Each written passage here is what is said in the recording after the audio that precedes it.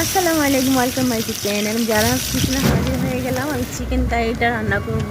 So আমি chicken কারিটা কীভাবে তৈরি করি বাসায় সেটা দেখাচ্ছি। আমি এখানে পেঁয়াজ কুচিগুলো দিয়ে দিলাম, একটু আদা রসুন বাটা দিয়ে দিলাম, কম কমই দিয়ে যেহেতু এটা চিকেন কারি চাইনিজ স্টাইলে করবো, চাইনিজ চিকেন কারিটা। তাহলে পেঁয়াজগুলো একটু লাল লাল হয়ে গেলে একটু মরিচ ফাঁকি দিয়ে দিব, একটু হালকা হালকা গরম মশলা দিয়ে যার যেটা পছন্দ মতো দিতে পারেন আসলে।